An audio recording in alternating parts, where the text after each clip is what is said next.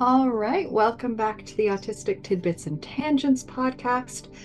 I'm one of your co-hosts, Kara Dymond, an autistic teacher, university lecturer, author, presenter, all sorts of things from near Toronto, Ontario, Canada. This is our temporary co-host, Leo. He's filling in for Maja today. He's a beautiful Siamese, and over to our third co-host to introduce himself. My kitty just ran away, actually, and the other one's locked in the bathroom. Hello, everybody. My name is Bruce Petherick. I am an autistic musician and coach, doing a lot of that now, and educator, and blah blah blah blah blah blah. And everybody's gonna go, why is it so weird? It's because Kara and I are recording. For me, it's 5:30 in the afternoon, but it's December, so it's dark. Yeah. And it's really night, right? And it's been dark for hours, so feels very late. I have a track that I think you know of, but from my Winter Stillness album, one of my tracks is called December Afternoon 1600. And people said, why do you like, what's the thing about the year 1600? It's like, it's not the year, it's the time.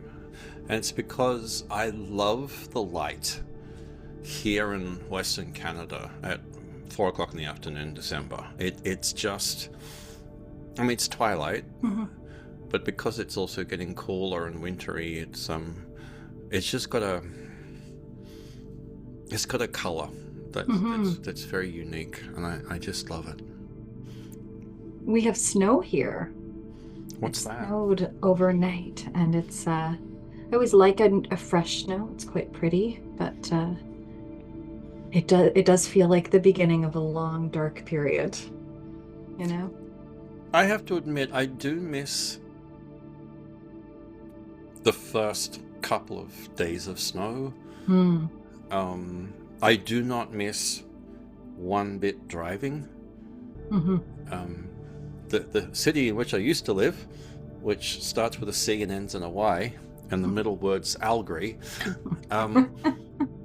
The first snow was probably, I think it is the most dangerous day of the whole year for driving, because people just forget. And it's stupid because it's probably the same in your area as well, but in Calgary, the first snow's usually October. And then it's like 6 months of it doesn't get above zero, and it snows not heavily but regularly enough that everybody half the year is winter driving. Yeah. And do they have mandatory snow tires like we do in Ontario? Okay. Actually, it's funny, here in BC, I think it's September to March, you can't drive the highways without snow tires and chains. And I think please, Mr. Policeman, don't arrest me. We ignore that because there are highways within the city, but we've not left the city in that period of time just because you get like Vancouver's fine, and Abbotsford's fine. It really is, that never gets snows. But the minute you get close to the mountain, it's brutal. And there was pictures from the highway which crosses the kind of, as soon as you leave Highway 1, it gets to what's called the Coquihalla. And it's complete whiteout this morning. It was just, Anyway, so Kara, what are we going to do on this episode? I'm not sure. You picked the topics. So, as a quick introduction, I have two things I want to talk about. One is a question that was posed to me a couple of weeks ago by a friend, and it's about autistic independence, I suppose. And the second one, where I'll get angry and grrr and Godzilla-like, is about, is there a canon of texts in the autistic community? Okay. Maybe I said canon before and you thought, why is he talking about cannonballs and howitzers and things, is No, I went to music, so. it? Ah. Okay, I know what you're talking about now. Okay, great, Okay. let's go.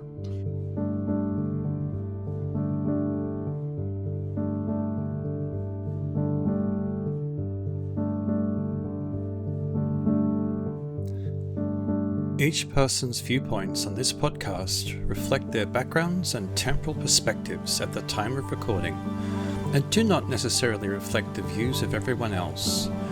We believe that personal growth comes from listening and reacting to multiple perspectives, and that conversations can be catalysts for change, connection, and greater understanding. Thanks for being part of our community. Actually, we should also say that this is probably our last episode for this year. It's been difficult for the three of us to find time where we are all not completely ridiculously busy. And so, we have many people who have agreed to be guests, and we need to be able to find time we can offer them before we can record this episode. So we have a bit of a backlog of what we would like to record. So when we have those out, you will get them. I must publicly acknowledge that you have been really good for the 3 years we've been doing this to do it every fortnight. I know we've got behind the ball the last couple of episodes, but life happens, sort of thing. But good job for pushing us to do it every fortnight. Yes. Okay, so do you want the topic, or do you want the topic that's actually a little depressing? Let's start with the depressing and then get to the grr, because then we'll be more energized later, partway through the podcast. Okay, so here's the situation.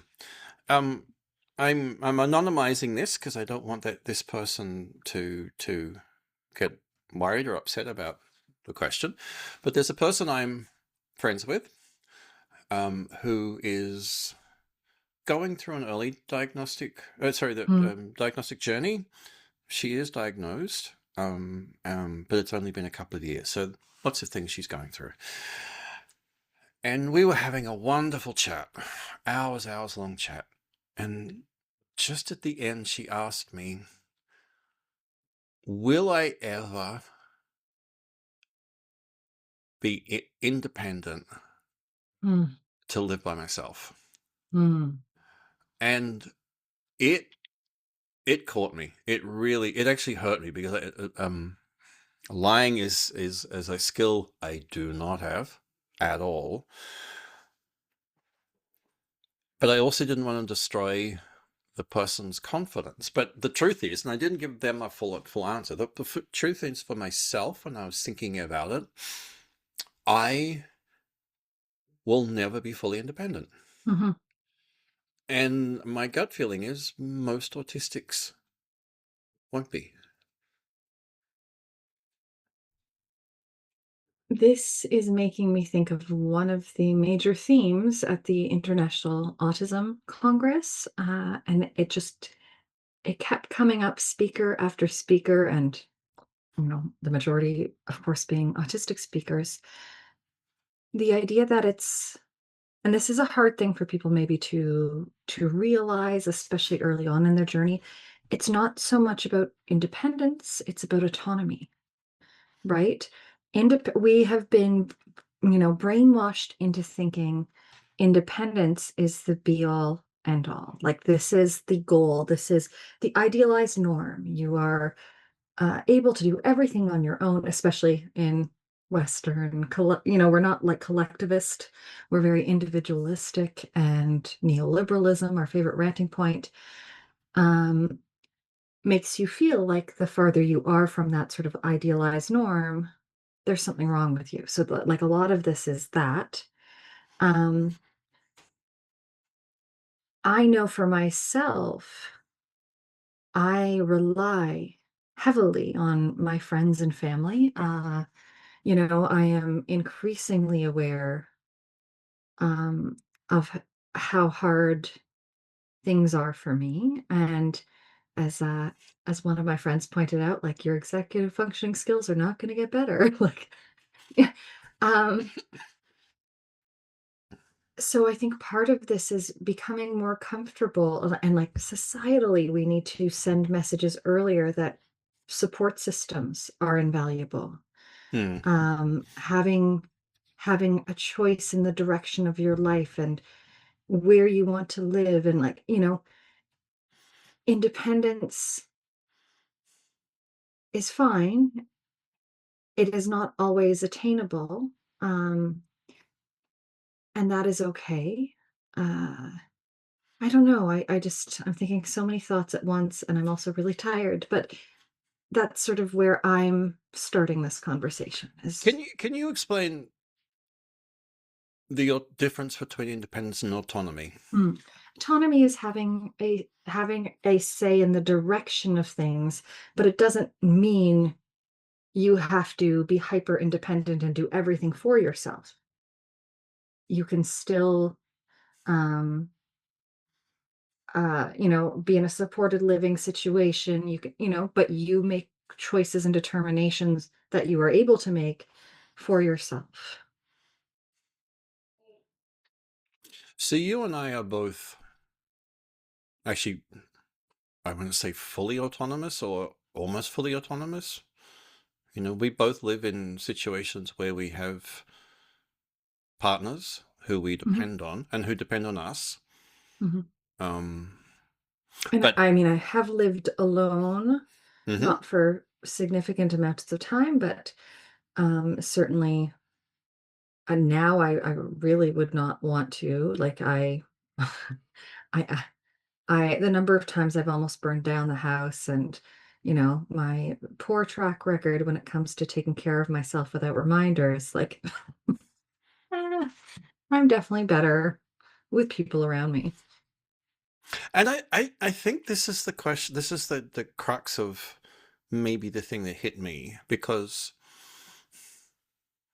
the implication from their question was financial independence was one thing. And Mhm. that is one of those a little easier questions, because I think that actually depends on the person. And it also depends on what you do. Yes.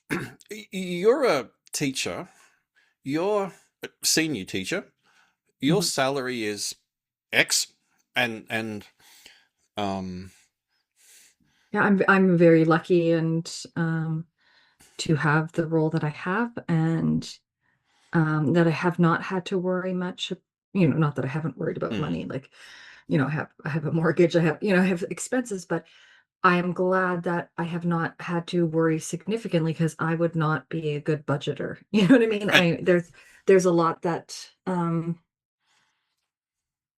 if I did not have the salary that I have, it would be significantly harder because I can't do math. Um yeah, I could very easily make many more mistakes if I, you know, didn't have the wiggle room I have.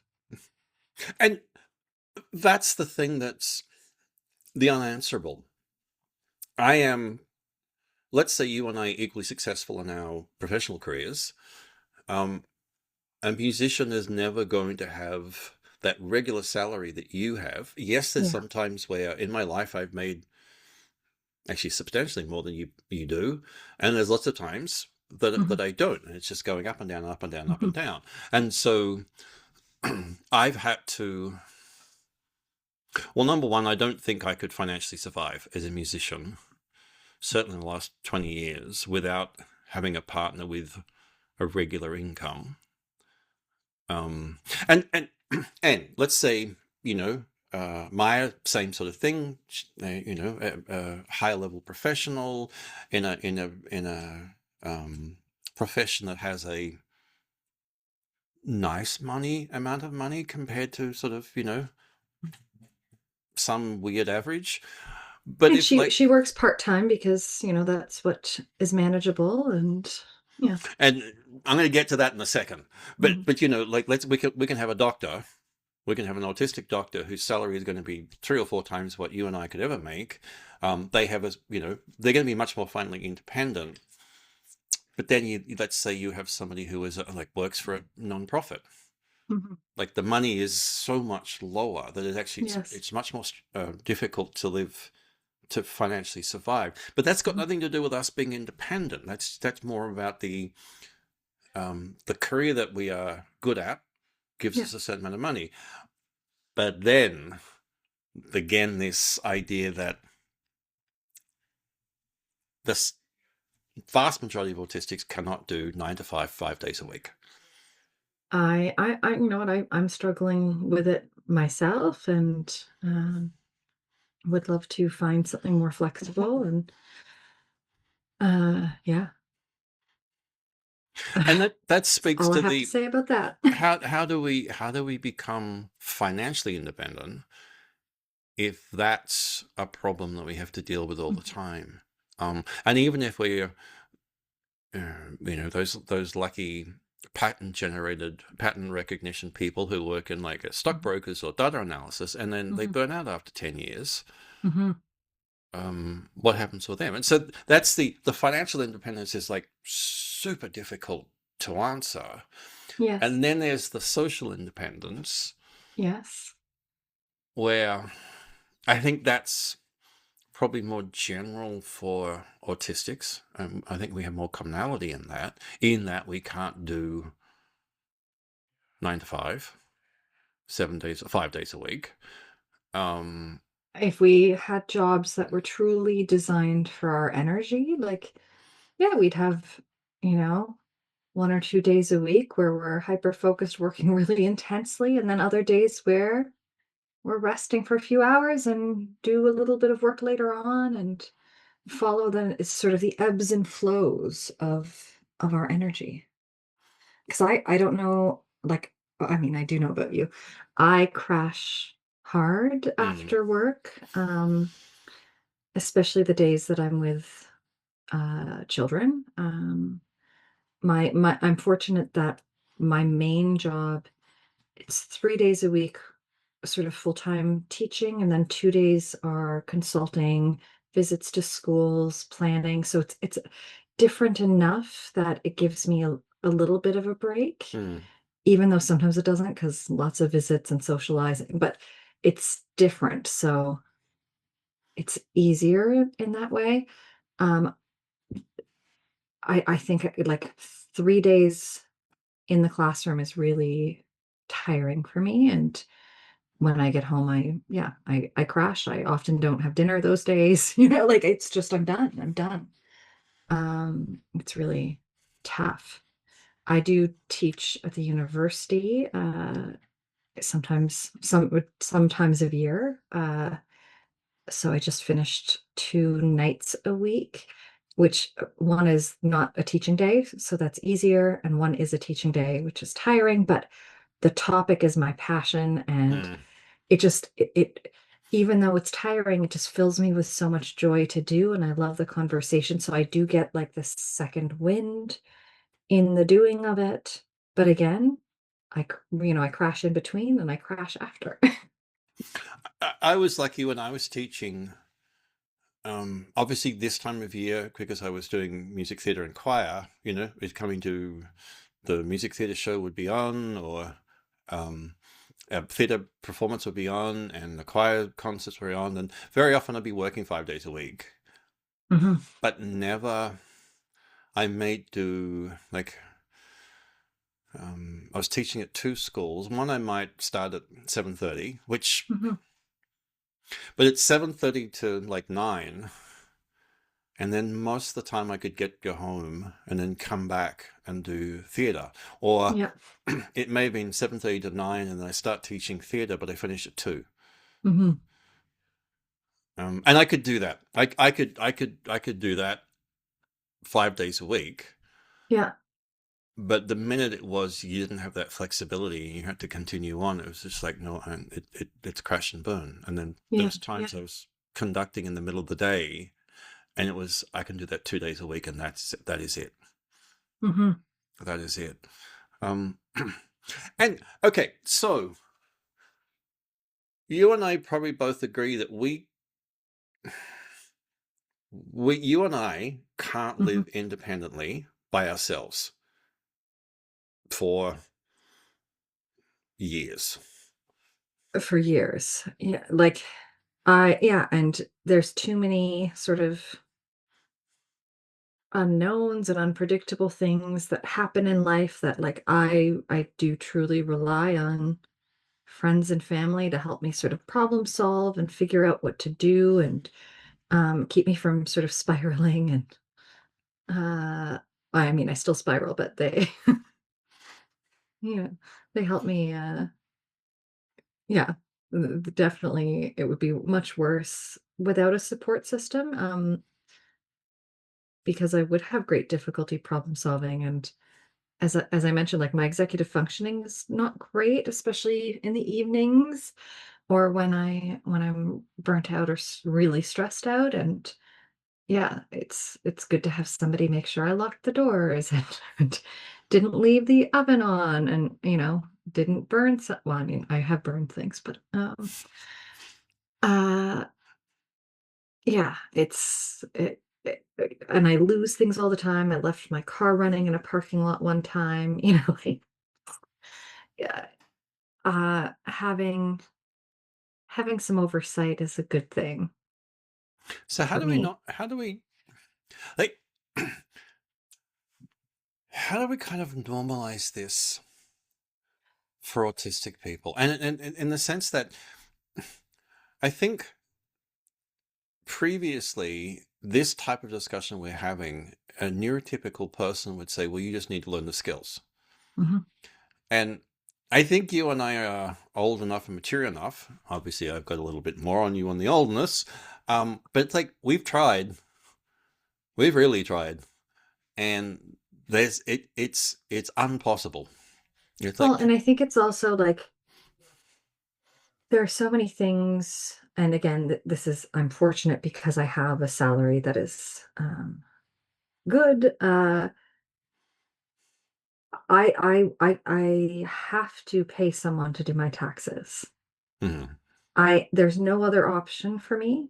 Um, I cannot do them myself. I just numbers and my brain do not get along. Like I can't do it. Even just organizing the documents causes me to, cry for several days and it's very agonizing. Um, you know, so it's like there are things like that where yes, they are getting done, but I have to offload it somehow to somebody else. Um, Do you feel guilt about that? um, I mean, not guilt. Do I feel like an imposter, like a fake adult? Yes. So I think it's more like, and I'm trying not to think of it as shameful, but I think that is how my body originally encoded it. Like all of these things that I can't do that seem to be so easy for other people, like that, now I'm much more compassionate to myself about those things, but for years they had bothered me and um but it was hard to make headway and um you were asked a question, which is what we're sort of in long form responding to. And I will say at the beginning of this semester in one of my courses, lovely and very well-meaning graduate student said, "But are you disabled?" Right? And I think that is also part of the problem because, um, these society has such narrow ideals, which I've already sort of talked about, but we all measure ourselves against that ideal, like where we are in proximity to. So whether or not you are a neuro minority or have a disability, everybody is concerned about where they are, right? And we're ranking, comparing, judging people all of the time. And we're assuming that these things are always visible. And it makes it very difficult for people to believe, that you or I are disabled. Um, Especially, I mean, I would say, especially in my case, as a high masking individual, where I have for years done everything in my power to look entirely capable, take on in a work context, like I'm very good at my job, although I also have support. I've worked with a partner for 15 years now. I think we're in our 15th year. And honestly, without her, I think I would not have had the success that I have. And I have relied on people in my university teaching to help me, to give me the models, to tell me the hidden curriculum, to remind me when things are due, to, like all of these things that if I did not have the support, maybe would have fallen apart. But the optics have always been I am highly capable, I am highly productive. That really just means I have not managed my energy and have perhaps at times given way too much of myself to work because I didn't know how other people take breaks and things like that. Um, but the optics are difficult for people, I think, to wrap their heads around. What do you think about that? I should. I want to. There's two things I want to say. One, you brought up shame, and it was pointed out to me that I was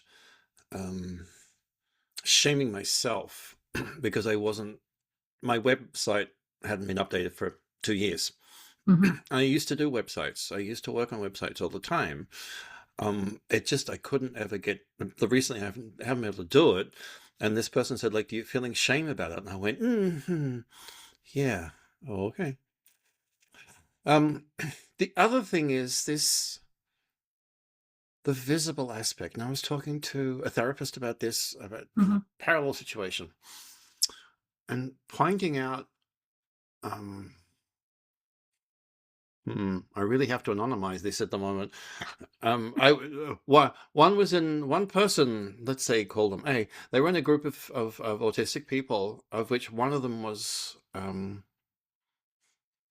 most likely Down syndrome.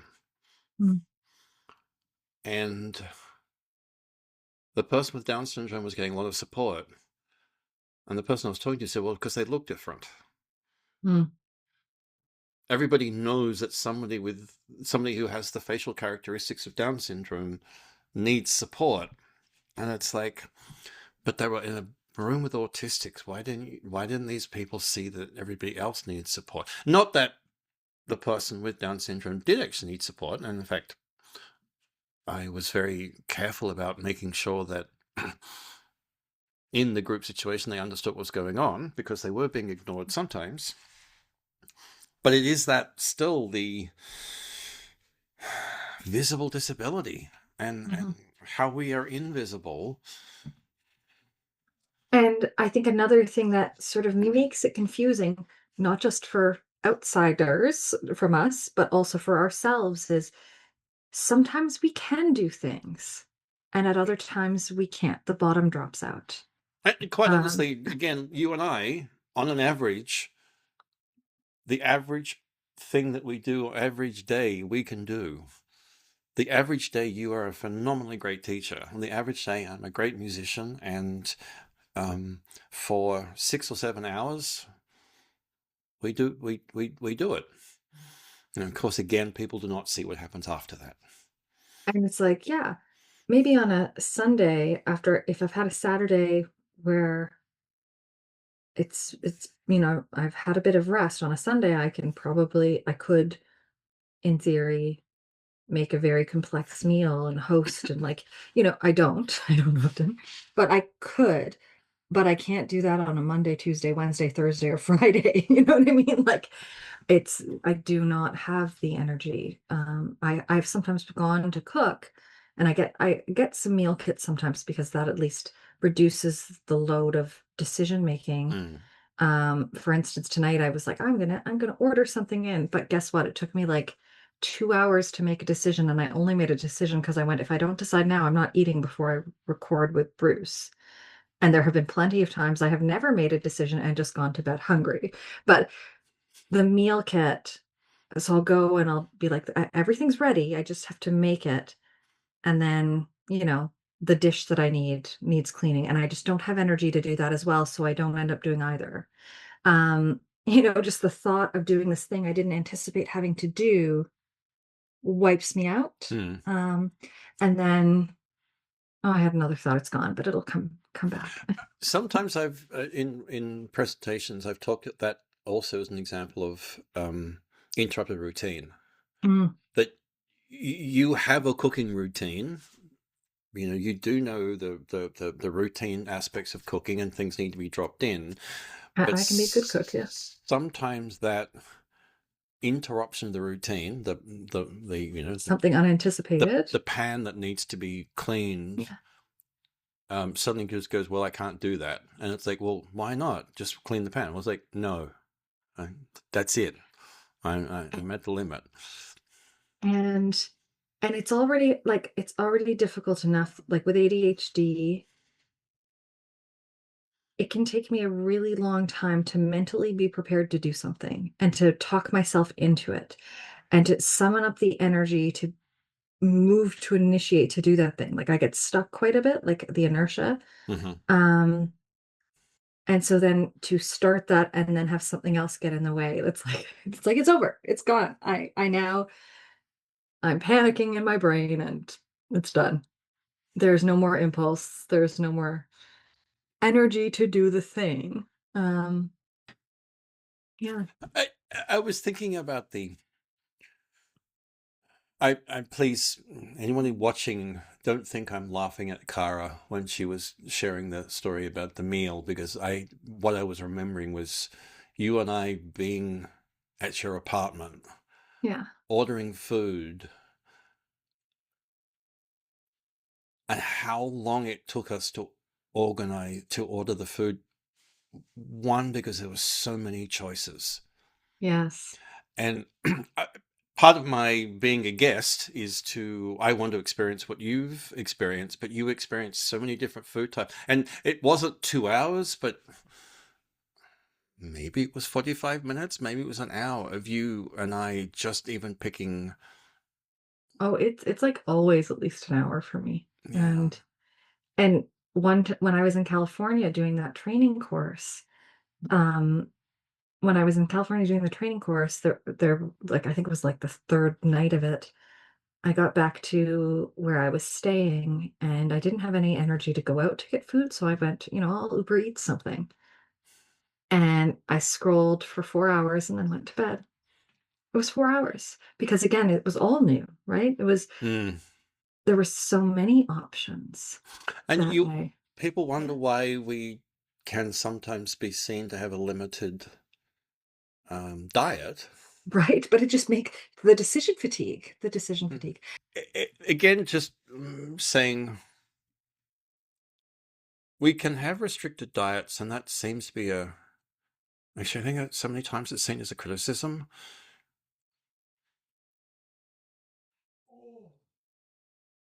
And there are so many reasons why we do it.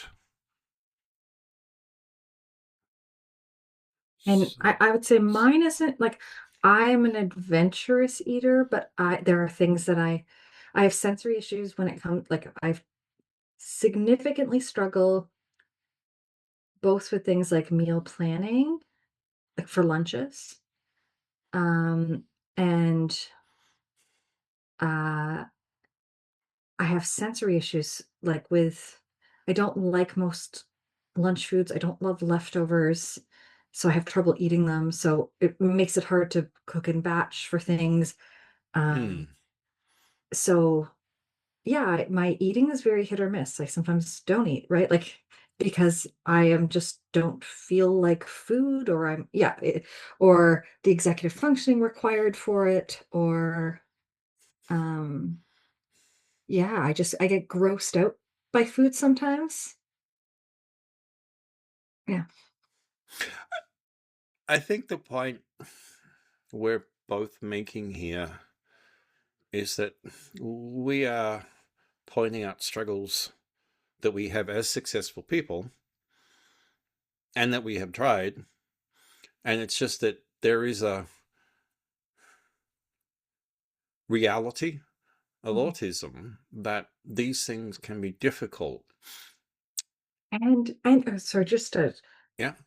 and they take longer. Like I go to cook a meal and it says it's supposed to be 25 minutes and I'm easily doing it for an hour and a half, if not more. Like, and and I am clumsy. I injure myself frequently. Cut myself, I burn myself, I have caused the occasional kitchen fire, like, you know. I But have I'm a this. great cook. You are. Listeners, I certainly And a can good baker. attain to that. I've had this idea of running a YouTube channel on cooking for autistics and pointing out even with recipes, and I have a very limited repertoire of recipes I can cook. Yeah, yeah. I can never get them Yeah. to the 20 minutes on the recipe. I can't. And I mean, this was something Maya had talked about with me at some point too, that like there should be, and I think there probably are now, but there should be like autistic friendly cookbooks, because cookbooks are a bit like crosswords. And I hate crosswords, but you sort of need to know how they work, like the hidden curriculum of the crossword or the cookbook, because the terminology is so specific. Like Cryptic crosswords. yes. Yes. Where if you haven't done it, it's like, what does that even mean? Or there's that great scene in the show Schitt's Creek. Where they're like, fold in the cheese, David. It's like, doesn't actually tell you what folding in the cheese is. Like, and then like that's why the internet's great, because now you can often find recipes with either video or like pictures of the steps. Great. I was cooking something. I can't remember if I cooked it or I probably didn't cook it, because it was something Mexican, if I remember correctly. And there was a video and they didn't show one step. You were like, well, and it was I think you were doing two things. Yeah. And then you had to put them together, but they missed the step of when you put them together. And there was when I read the recipe many times, and it was like, it wasn't clear when the two things went together. And I tried it and it failed. And I was like, yeah. I think the point I was going to say, though, is that autistic people listening, don't be depressed for too long that you won't be independent. Well, take it as a reality. It's a reality, and there needs to be, you need to build in some support. There need to be support networks, but it's also the how you're judging yourself needs to shift. I also think this might be where some of our sort of literal thinking comes in, because I don't think many people are truly independent, regardless of neurotype. So I think that's also, it's like the standard that we think we have to meet. This was sort of what I was trying to say about the friend that you were talking about.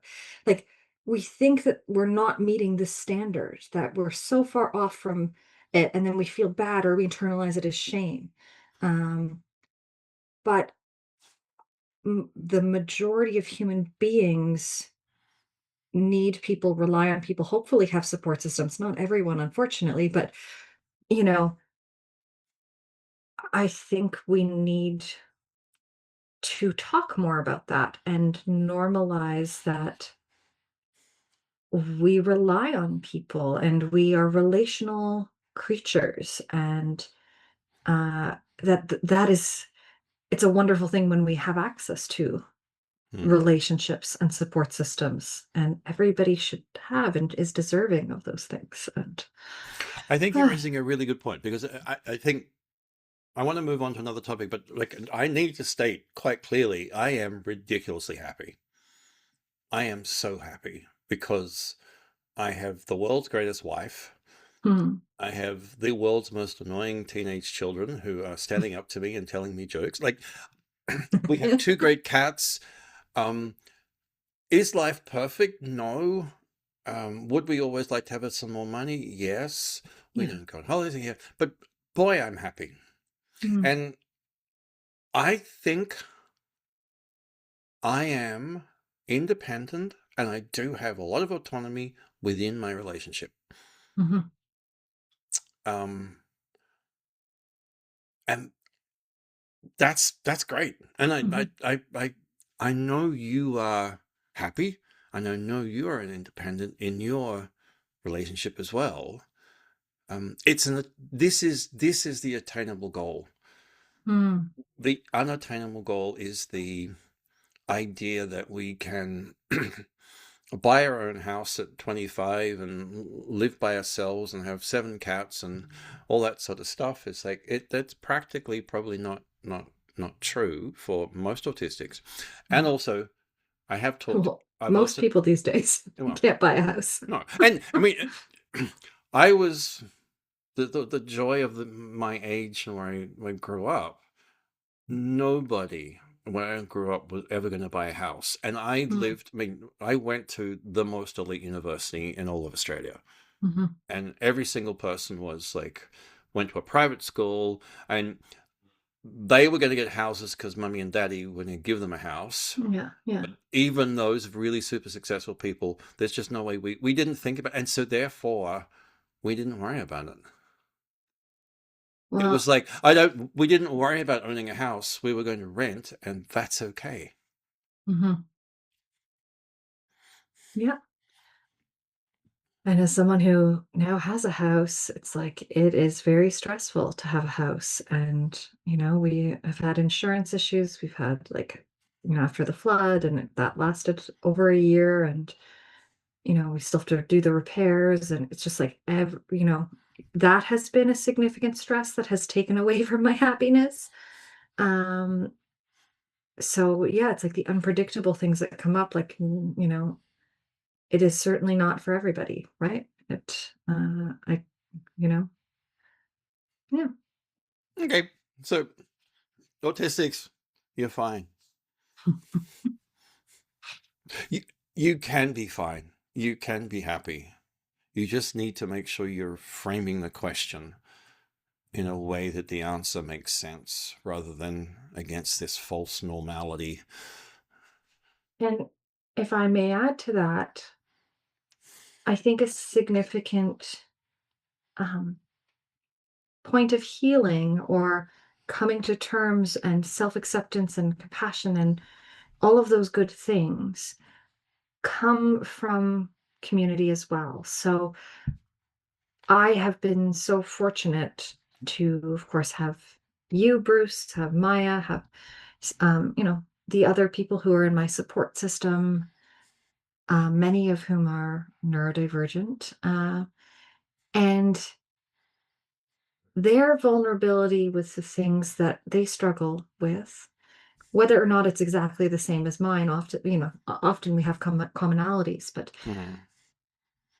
I am able to extend to them grace and support and unconditional, love or positive regard, whatever you want to call it. And that has also helped me to do the same for myself.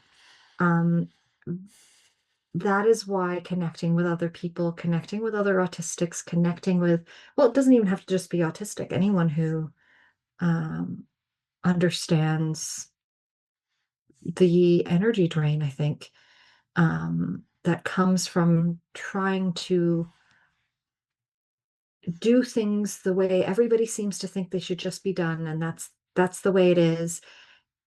And when that does not feel possible, like I think that's a commonality of experience across the physical disability community, the neurominority community. We have that shared experience and the shared experience of stigma that comes from assumptions people make judgments, not understanding the very real differences in lived experience. It was very articulate. Sorry, Mhm. articulate.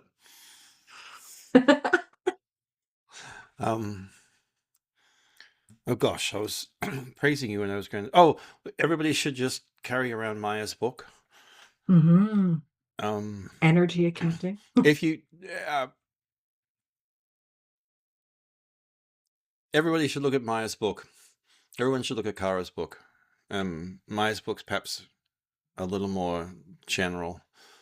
Even when Maya explained it, I was kept on looking at it as spoon theory, and I still think that's fine. That's actually valid, but it's that sort of emphasis of recognizing what you can and can't do, how much you can push, how much you can't push, and you, especially the recovery you need. Everybody needs to go through that. I've also been talking, actually, funnily enough, everyone should get Kara's book. I've been talking about how important metacognition is outside the classroom. Very specifically, we were doing some work with language in hospitals, and we were talking about supports, and I kind of instantly had this transferring what you do into, patients need to also think about how they think, how they learn, what sort of needs they have, and how to explain that. And that's the metacognition aspect of going inside and really questioning How they best process and retain information, and yeah. Okay, we're getting kind of close. I do want to have my Godzilla moment. Okay, go. Maybe Rant. this is something Unlock. to maybe this is something for larger conversation. In fact, this is larger conversation. This is a paper. So, for those of you people who don't know what canon is, it comes from the concept of the books of the Bible. That there are certain books, written books that are accepted as being part of the Bible, called the Canon of the Bible, with the recognition that there are books that are not part of what we now think of the Bible, but used to be. So they're outside canon. Those are called the Apocrypha. Anyway, go on. There you go. I did a lot of work in canonicity in music. In fact, that's where my PhD was starting. What I was looking at was I was looking at these orchestration treatises and noticing what pieces of music were used as examples, and recognizing that that sets up a canon of music. If you study orchestration, you get to see the same pieces of music over and over again. See, when you go to be a conductor or you're programming, you're using those pieces because that's what you were brought up in. That's in the canon. And the book that I ended up studying my PhD in was actually a book that was using examples of composers I'd never heard of before, and I loved it. It spread the canon. So, I have been getting incredibly frustrated in the last couple of months talking to autistic people who tell me they are well versed in autism, and talking to autistic professionals who are also versed in autism. And basically, I have not come across a single person who knew who Tony Attwood was or who Peter Vermeulen was. And I was thinking that Tony Attwood's book, The Complete Guide to Asperger's, is canon. It is, I don't know, actually, is it 25 years old? Is it 20 years old? 2007 was when it came out. So yeah, about 20 years. Yeah. So we definitely could use a rewrite at this point, but it's still fundamentally, important. it needs a rewrite, but fundamentally 75% of it's still fantastic, still valid. And it should be required basis. It is the only book that I'm aware of that is a complete guide. And so it's like, okay, that should be in canon. Now, Peter Vermeulen I know in recent his original work in context blindness, people are challenging it, but that still makes it canon. Is he But right? he has also challenged it. He says, like, now I've written this new thing because I have new information. The And, predictive brain, when and people have careers that span decades, that's going to happen where they write new things based on new information. But even like both of those books I loved and found very interesting. now I still Tony Atwood's book annoys me, but it annoys me in a very much. I often will talk about oh bother Malcolm Gladwell. Okay. Malcolm Gladwell really annoys me, but boy, I love the fact that he exists. His literary style just gets me. The voice style just gets me. But I've Yeah. read most of his books and I listen to him all the time. It's like this. It's like I want him to be wrong,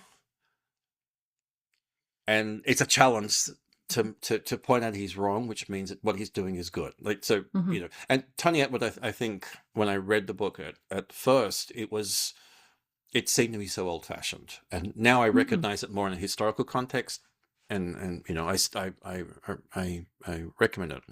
Mhm. However, what's another book that should be canon? Well, there's been such a proliferation in the last, I don't know, how many years would you say? Like, just so many, so many books coming out. I mean, I like the clinical one that you introduced me to, Is This Autism? Mm. I think is a really good. That will be canon in 5 years, I hope. Yes. I hope the rest of the world just gets into that and go, that's a wonderful, those two books are just fantastic. Yeah.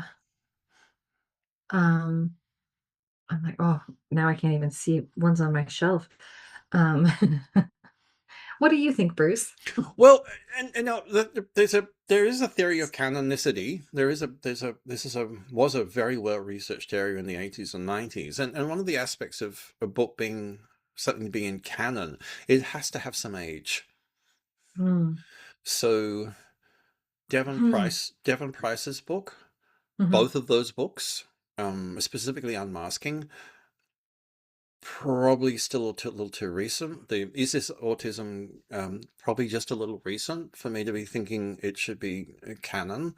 So when Neurotribes, I think, is canon, should be canon. when do people decide a work is seminal? Hmm. That's the beauty of the academic work involved, and there's no particular answer, and it's Mhm. um, if you think the Thomas Kuhn very famous paper on what's the Thomas Kuhn book? Kara, help me out. Oh gosh. Um, I want to say Epistemes. Anyway, his paper was written in 1961. It's about scientific research hitting a point and turning into a new epoch era, something Mhm. else. I think it's still the most quoted Mhm. scientific paper of all time, but it Interesting. only got picked up in the like 8 or 9 years after it was written Mm. by so many people referring to it and then referring to it and then referring to it.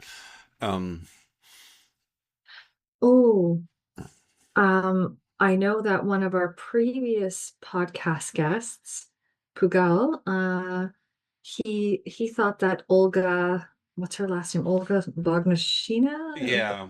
Uh, um, her works were seminal.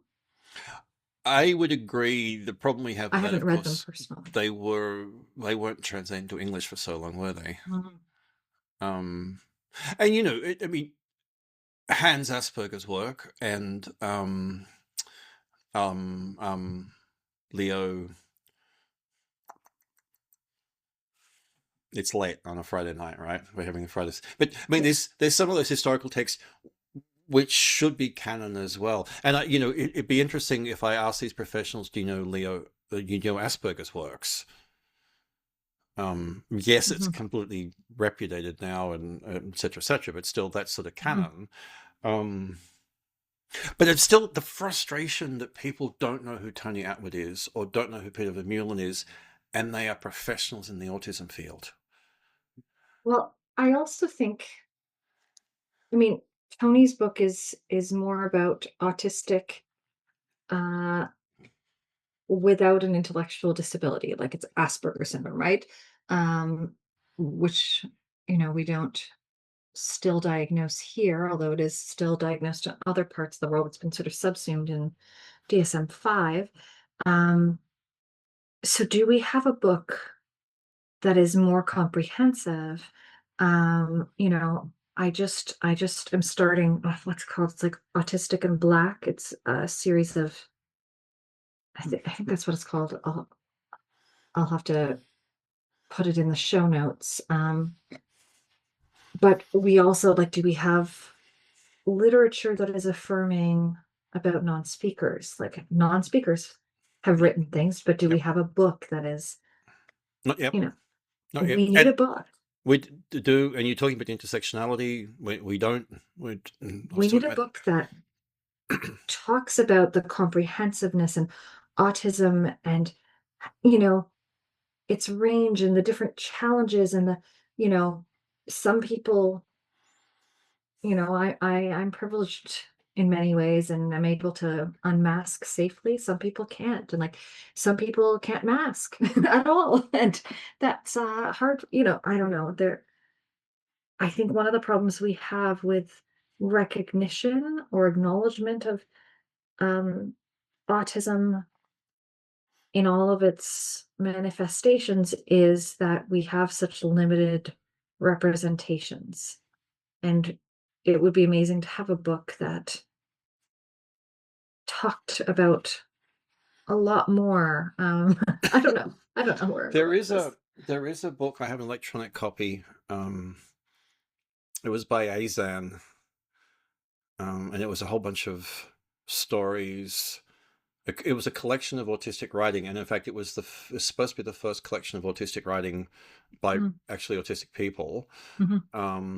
And then I also should mention disability visibility, and very specifically Alice Wong, who just died earlier this week. Like, her writing should be canon, even in the autistic community, because it's the first time it's the first actually disabled person to be writing. The Azan collection, which I think is it's called In Our Own Voice, or In Our Voices, it's a collection of the first actually autistic writing. But it's kind of interesting how most of that's very biographical. And but we need the stories so people understand as well, right? Like, yeah. Well, and I'm a fan of blending story and theory, Yeah. Wait, let my wife has just come home. I think it's time for us to go and be happy family. Okay. I'd love to hear how many of our listeners also get annoyed by people who don't know certain books. And we're not talking about our favorite books, because that's a different thing. Tony Atwood's book is not my favorite book, but I would argue it is it's a fundamental reference for anybody working in autism. Even if it's most of this is out of date, knowing what's different now is the important thing. What strengths, what weaknesses. Yeah. Okay. Merry Christmas.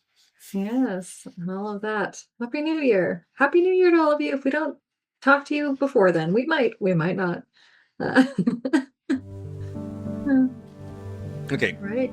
Sounds like you need to go to bed and I need to have some dinner. Okay. Have a good night. Thanks, everybody. Bye.